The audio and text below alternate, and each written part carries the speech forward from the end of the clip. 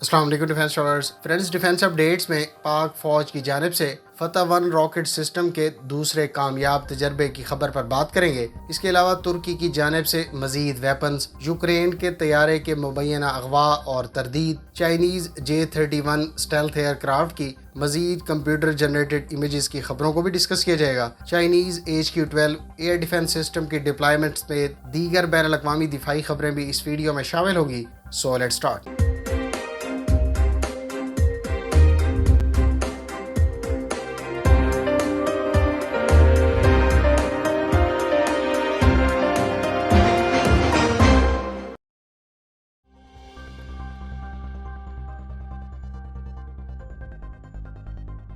US पाक फौज ने आज फतह-1 मल्टी लॉन्च रॉकेट सिस्टम का कामयाब तजर्बा किया। 7 जनवरी 2021 को किए जाने वाले तजर्बे के बरक्स हालिया तजर्बे में इस सिस्टम का क्लोज-अप देखने को मिला, जिससे कुछ चीज़ों की किसी हद तक तस्दीक की जा सकती है।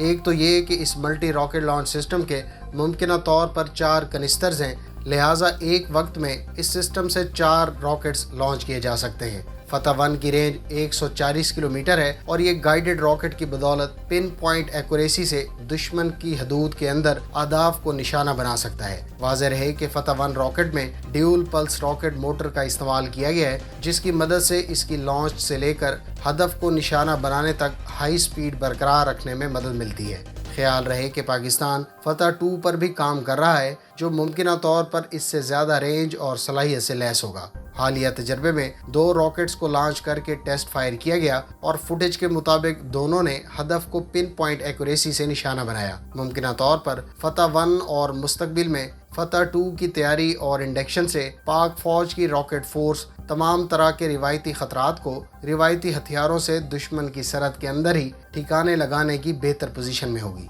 आपकी इस बारे में क्या राय है? कमेंट बॉक्स में इसका इजहार ज़रूर करें।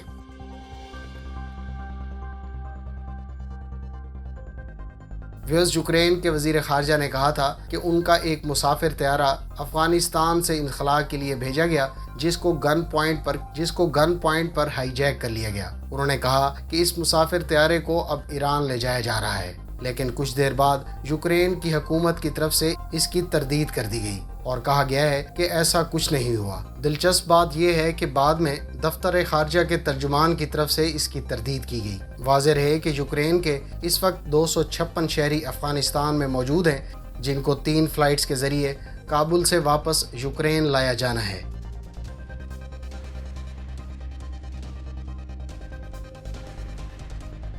तुर्क कंपनियों ने मजीद भी कुछ वेपन्स IDF में शोकेस किए, जिन पर नज़र डालना ज़रूरी है। इसमें एक तो vertical take off and landing सलाहियत रखने वाला तुर्की का पहला विटोल ड्रोन है, जिसमें सैटेलाइट कम्युनिकेशन सलाहियत भी मौजूद है। इसको एक गैर मारूफ कंपनी जोवेरा ने शोकेस किया।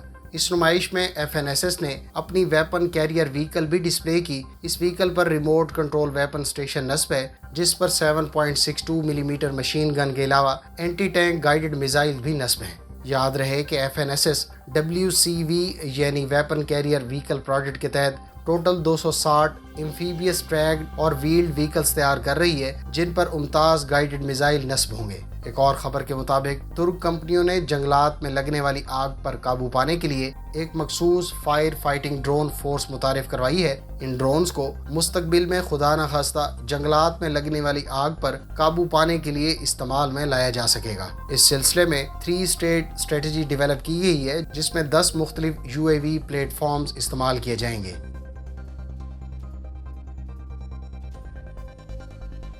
फ्रेंड्स, चीन ने हाल ही में अपने HQ-12 एयर डिफेंस सिस्टम को फौज में डिप्लॉयमेंट से मुतालिक वीडियो रिलीज की। Ground based road mobile short और medium range air and missile defence system की रेंज 5 से लेकर 50 किलोमीटर है। ये air defence system low flying aircrafts, medium range ballistic missiles और क्रूज मिसाइल्स के अलावा UAVs को इंटरसेप्ट कर सकता है। HQ-12 मलेशिया, म्यांमार, थाईलैंड और उज़्बेकिस्तान के अलावा तुर्कमानिस्तान के ज़ेर इस्तेमाल है। एक और ख़बर के मुताबिक चीन के अंडर डेवलपमेंट J-31 या J-35 की कुछ मज़ीद कंप्यूटर जनरेटेड इमेजेस देखने को मिली हैं। ये इमेज इस बात की तरफ इशारा करते हैं कि चाइनीज़ कंपनी J-35 पर तेज़ी से काम कर रही हैं और मुमकिन तौर पर इसका एक नेवल वर्जन भी चाइनीज़ नेवी के लिए मुतारिफ करवाया जाएगा।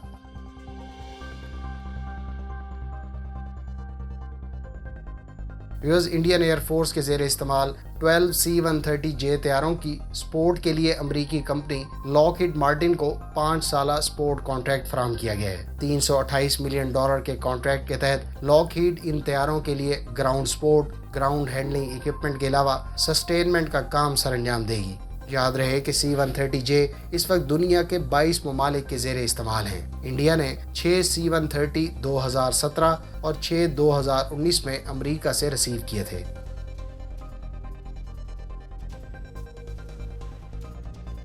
US آرمی نے اسرائیلی میزائل ڈیفنس آرگنائزیشن کے ساتھ مل کر کچھ عرصہ پہلے اسرائیل سے خریدے جانے والے آئرن ڈوم ڈیفنس سسٹم کو ٹیسٹ کیا۔ پہلی باقاعدہ لائیو فائر ایکسرسائز میں آئرن ڈوم نے 8 کروز میزائلز کو کامیابی سے انٹرسیپٹ کیا۔ یاد رہے کہ امریکہ اور اسرائیل کے درمیان اگست 2019 میں اس سسٹم کی 2 بیٹریز خریدنے کا معاہدہ طے پایا تھا۔ اس سسٹم کی ڈیلیوریز 2020 میں شروع ہوئی تھی۔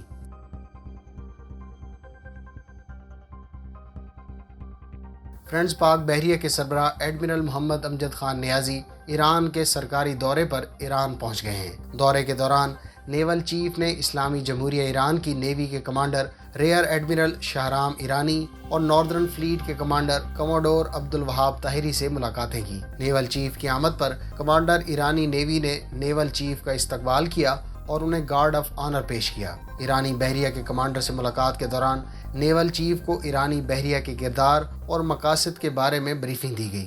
اس کے علاوہ باہمی دلچسپی کے پیشہ ورانہ امور بشمول 2 طرفہ بحری تعاون اور بحیرہ ہند میں سیکیورٹی صورتحال پر تبادلہ خیال کیا گیا۔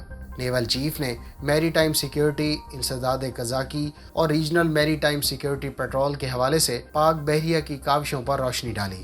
ایرانی بحریہ کے کمانڈر نے بحری امن و استحکام کو برقرار رکھنے کے لیے پاک بحریہ کے کردار اور کاوشوں کو سراہا۔